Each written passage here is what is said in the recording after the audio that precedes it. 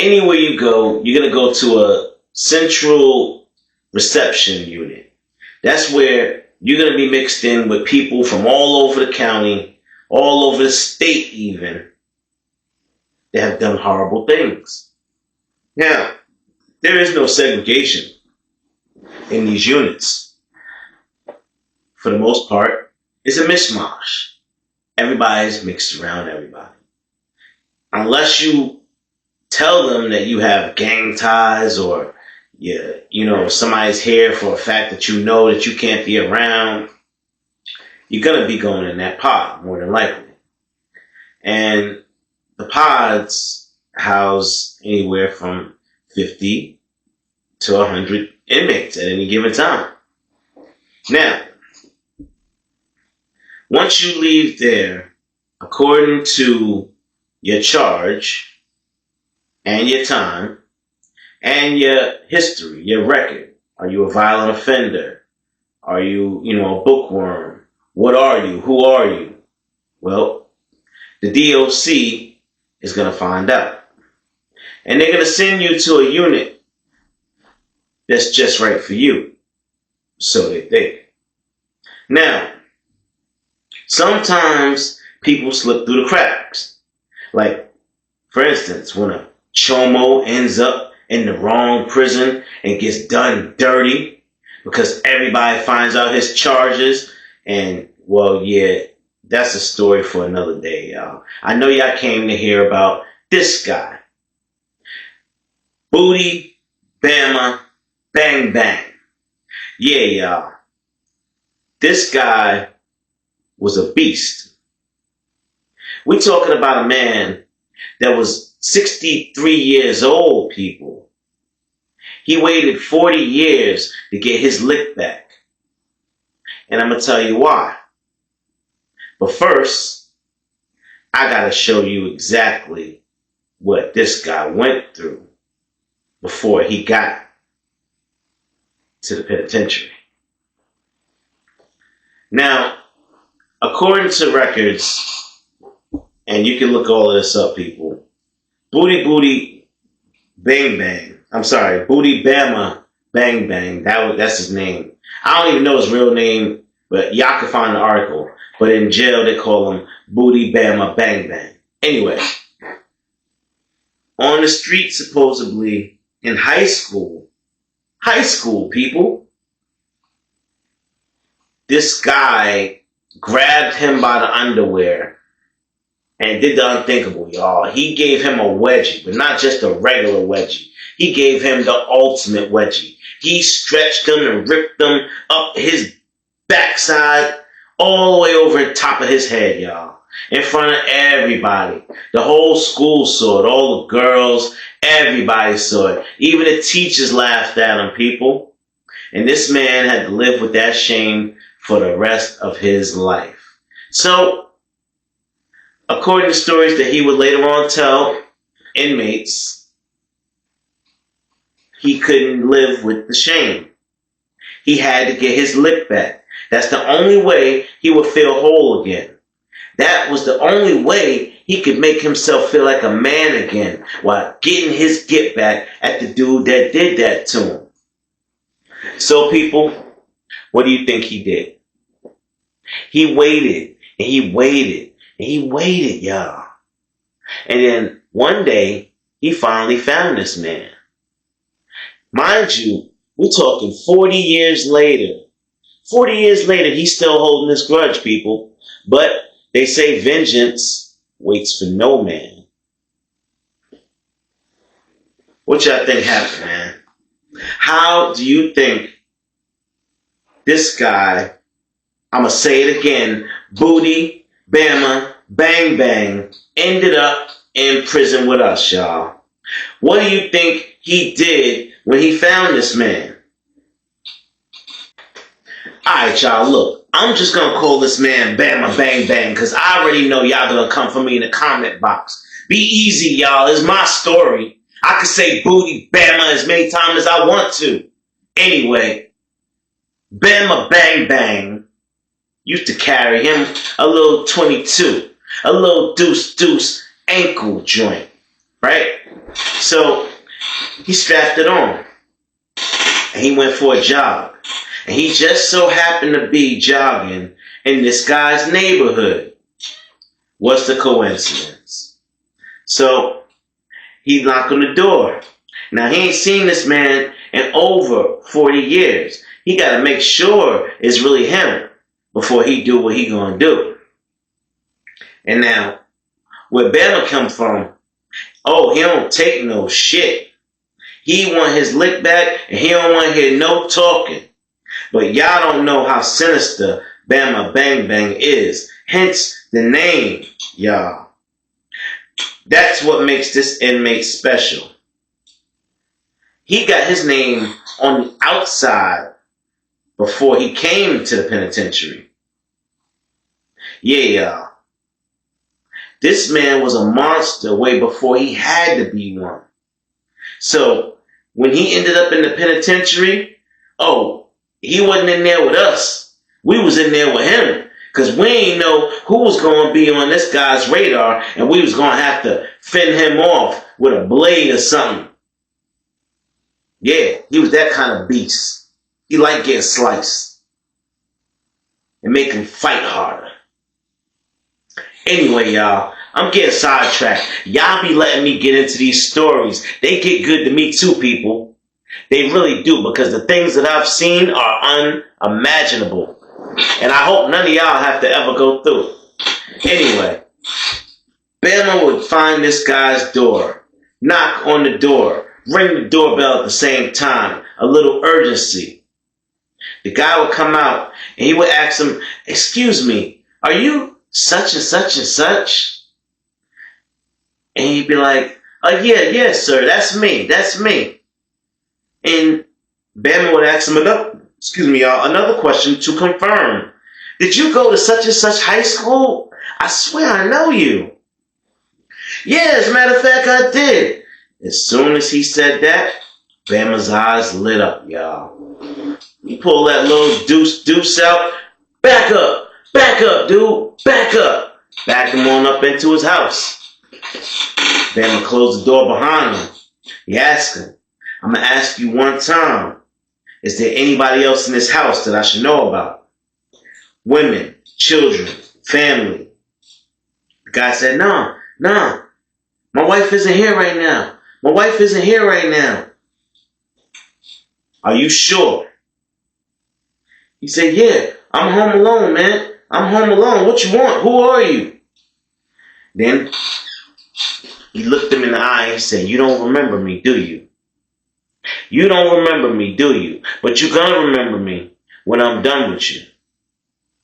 And he said, What? And then he started punching on him in the back of his head. Boom, boom, boom. He said, oh, stop it. Oh, stop it. Dude busting his lip on the floor every time he punched him. He popping the floor. Bang, bang, bang. Like, dude, stop it. He giving them rib checks. Bang, bang, bang. Said, "What you want, man? I got money, man. What you want?" So then, this is what he do to make him remember, y'all. He said, "You might not remember me, but you gonna remember this right here."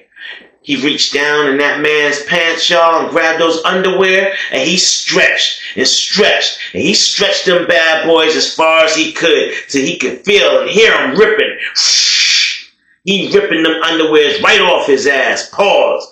Now he got them all the way over his head. And he rubbing his head. "You remember this? You remember this, right? You remember doing this to me? Do you remember doing this to me?" As he beating his head on the floor. "I know you don't remember me, but you gotta remember this."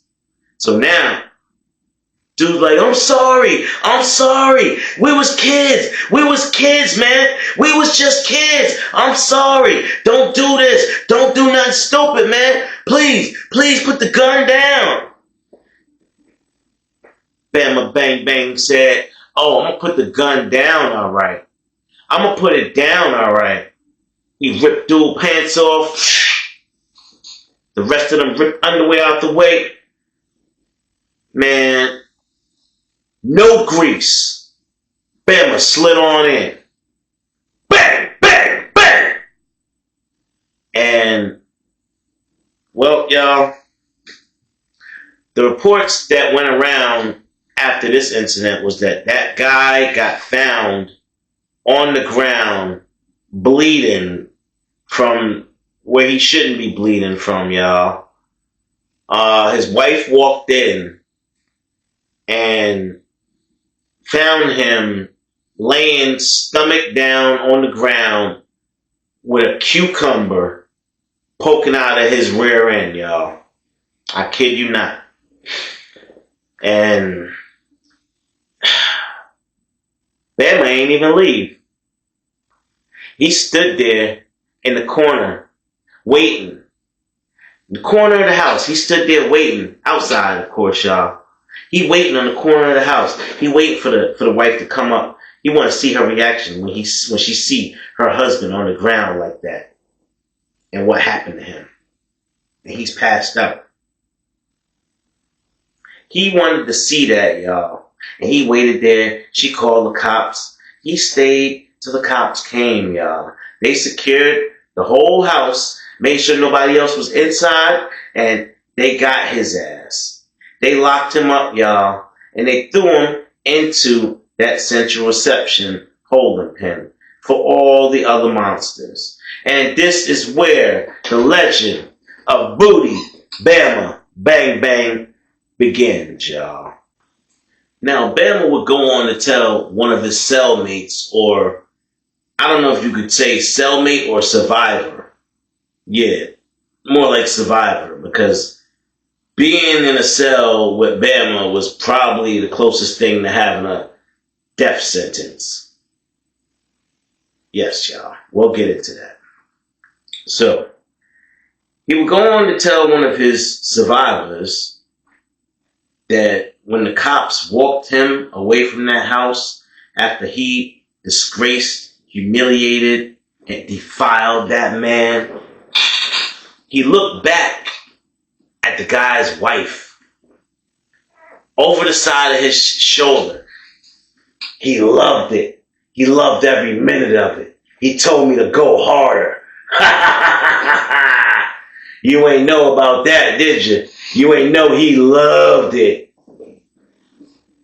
Now she's just like, oh my gosh, what a filthy animal. She's just totally humiliated, y'all. She can't believe the things that are coming out of this man's mouth. And she just wants him to go away, y'all. So the cops hurry up, get him in the back seat. They forget to put the hand on the top, so he bumps his head and it, boom! My bad. Slide him on that back seat. Now they finna get him up out of there, y'all. You already know. When they got him back to that station, they cut them cameras off. They gave him the beating of his life, y'all. They did as much as they could do without getting in trouble. So they gave him a few body shots, so you can't see, just like jail rules. Don't get hit in your face, you don't get locked up. Body shots all day, you keep, keep moving, keep it out there in the public. You can do what you want. Alright, y'all, so this man will find himself in a cell with a young inmate. A new white boy that came in there. Now, he was in there on some kind of drug rap. I think his name was Gerard. And he was in there on the drug rap, y'all. He honestly was buying. He wasn't even selling. So they more or less put him in here to teach him a lesson. He had like a punk ass 18 months to do or something like that. And he was supposed to go head up out of here. He honestly supposed to be back in the county after his first 9 or 10 months. But that ain't happened, y'all. They put him in here with the wolves. They put him in the same cell with Bama. Now, Bama is every bit of 300 pounds, y'all. This guy looked like he got a neck on top of his neck. You know when them veins just pop up and then another one pop up on top of that? That's how this guy looks. Like when he get mad, you see that vein go from the side of his temple all the way down his damn arm. Like he an X-Men or something, some kind of mutant. He fitting to rip somebody up.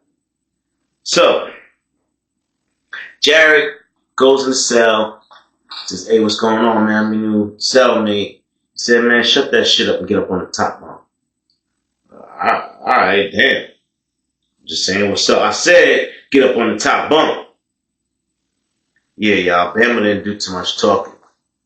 He said, I'm reading right now. I'll get with you in about an hour. Don't talk for a whole hour. Man, Bama wasn't playing. Bama was going to break every tooth in that man's head if he spoke one word out of his mouth. And I think the white boy kind of sensed it. He kind of got the feeling that this man wasn't playing. His life was definitely in jeopardy. And that door was definitely locked. So he did what a good inmate would do. He got up there, crossed his legs, and sat there on that bunk for 1 hour. And maybe a few minutes after that hour, before he was spoken to open his mouth. Man, Bama said, alright, now what's your charges, young punk? Let me see your sheet. He showed him the sheet. He said, alright, you ain't no chomo. That's a good thing. Because then I had to unalive you. Now, Gerard's sitting there thinking like, dang, I'm glad I'm not chomo. Shit. Now, Bama looking at him like a fresh steak, y'all. His mouth watering. He thinking about all the things he gonna do to him tonight after lockdown. Oh, this young boy has no idea what he's in for, y'all. He's just trying to get to know exactly what he's dealing with right now. That's why Bama's asking him all those questions. He said, hey, listen, man, you ain't never snitched, did you? You don't be snitching, do you? He said, I don't let snitch live. Snitches can't live in this block. If I find out you a snitch, you can't live in this block. White boy said, nah, I don't snitch. He said, good. Because there's a few things I'm going to show you tonight, and you better not tell nobody. If I find out you tell anybody what I show you tonight, I'm going to unalive you. And I mean it. Gerard he took a big gulp, like, oh. Now, Jared was scared, people. Remember, the only reason I know this story to share it with you is because, well, Jared lived to tell his story. As well did other people.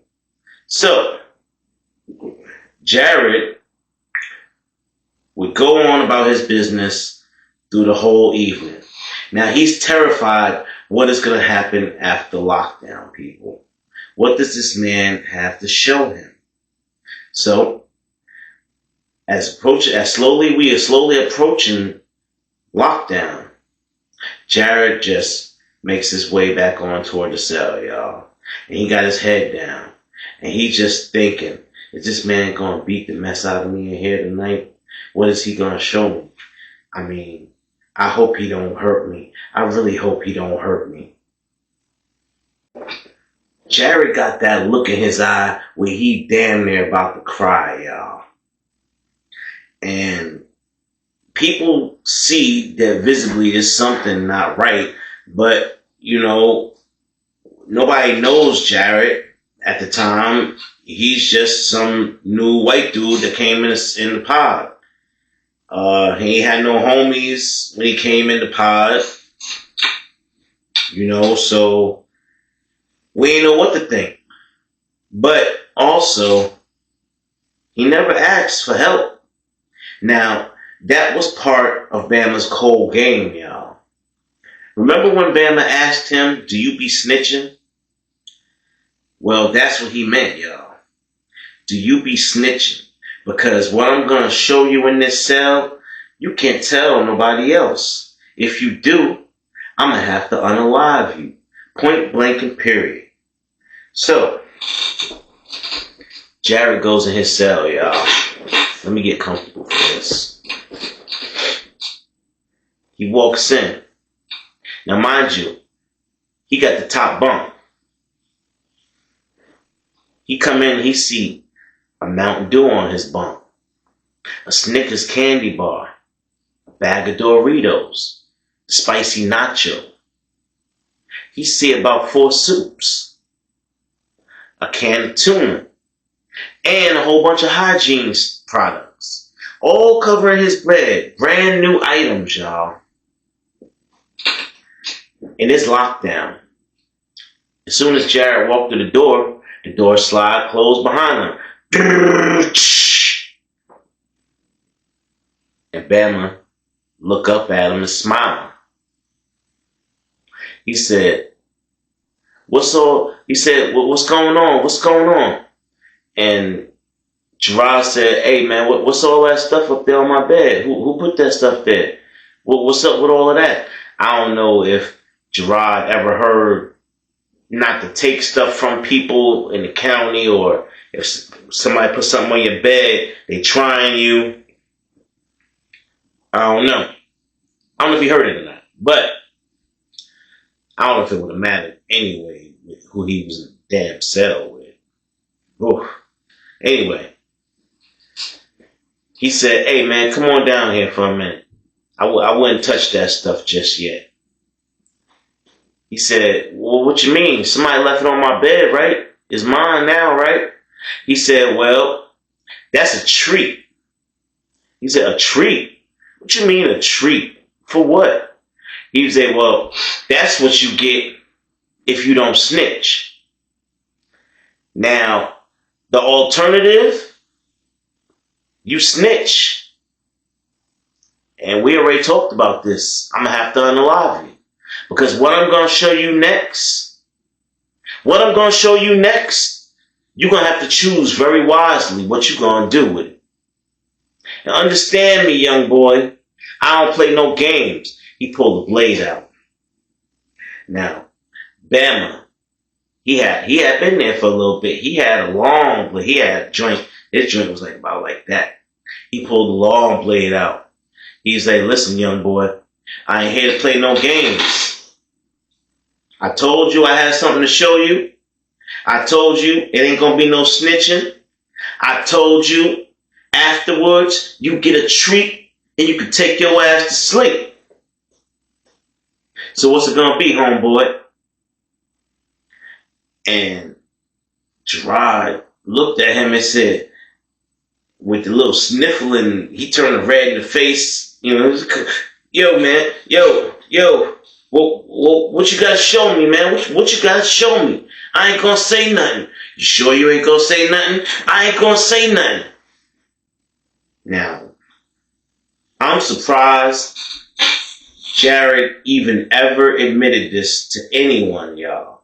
But I guess if he wanted some kind of solace, some kind of help, he was gonna have to be forthcoming with the truth. He said BAMA just went in his pants and whipped his joint out right in front of him. He's sitting on the bed right next to him. He said that man whipped his joint out fully ready to go. He said the soldier was up and he was ready to go. He whipped that joint out and said, grab it. Jared said, what? What you mean? What you mean? He said, I said, grab it.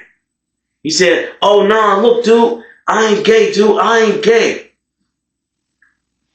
BAMA grabbed him by his shirt, gave him a quick bitch slap.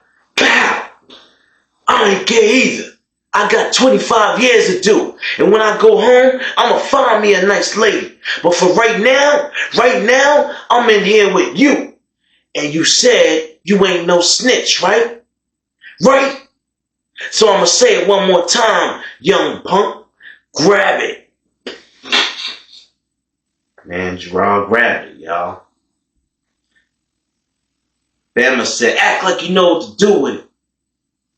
He said, what you mean, man? What you want me to do? What you mean, man? Don't make me grab you. He said, what you mean? BAMA grabbed the white boy by the back of the head, y'all. Forced himself in the white boy's mouth, y'all. So he was done. And The white boy said, Bama kept his promise. He said, all right, now go ahead up there and eat yourself something sweet and go to sleep. And we'll do this again tomorrow night. But I'm going to have something different tomorrow night for you. So let's fast forward, people, because I don't want you to get bored, even though I don't know how you could. The next night will come, y'all. And again, Jared is walking slow to that cell. He don't want to go in there, y'all. He having a hard time living with himself over what he just did or had done to him the night before. What could possibly be next? What could happen to this man tonight? Jared walks in that cell. This time, he got even more commissary up there on his bed. I mean, Bama was stacked up. He had all types of snacks and goodies in his locker. He just put them on the bed at will, playing with Jared. Like, yeah. Same stuff, just a little bit more. So now, they wait for it to get a little later. And Jared looks at him and says, hey, listen, man, I don't want to be gay, man. I don't want to do this, man. Bama turned around and pimp slapped him again. Pow! I told you I ain't gay, fool. Just for that, I got something real special for you tonight. Now, if you survive the night, I might let you get up out this cell so I could get another young boy in here. You survive the night, and I might let you live, young boy. And Jared just sitting there shaking, like, oh my God, this man just smacked me again. Oh my God. He almost like, I don't want to say it, y'all, but he's trembling in his pants. And he's telling us this. This is what he told us. Oh my gosh. This is the worst thing I've ever heard happen in prison, yo. And it's got to be true because this man admitted it himself because he had to get help. Jared said Bama would go over by the wall and he would lean against the wall and drop his pants in his drawers, y'all. And he'd tell him, get over here and act like you one of the guards. And he's like, what you mean? I'm hiding something. I'm boofing something. And you gotta find it. Get over here and act like you one of the guards. What you talking about? Man. Get on your knees. Oh, no, man. Come on, man. Come on. I said, find the contraband I'm boofing. He stood there. He ain't feel nothing. He looked around. You see the white boy Jared over there crying. Again, y'all. He grabs the back of his head with his other hand. Pow! And he just mushing him, squishing him, whatever the hell he had going on in this man's face. But he's pretty much making him toss the groceries, y'all. In prison. This man Jared had his whole face in the groceries. A man, y'all. And he admitted this to other men. He begged us to intervene. He begged us to get him out of that cell. The only thing that we could do to help Jared was put him on the gate. We told him, listen, man, it's rough. You can't live in here. He's going to do this to you over and over again because he knows he can. The best thing to do is say you scared for your life and hit that gate, man. Just hit the gate as soon as you can. But I'm telling you, I wouldn't go and snitch if I was you. You heard that, man. He will find you somehow, some way, and unalive you. This man has waited 40 years to get his lick back. That's how he got here. He will find you. So, that's what Jared did, y'all. And, of course, One goes out, another one comes in. Another white boy comes in the pod to replace Jared. And where did they place him? You guessed it, people. In Booty, Bama, Bang Bang Cell. Hey yo, it's your boy JS Corner. I got these stories dropping on the Donta Network like a fresh pack hitting the block. Don't miss out.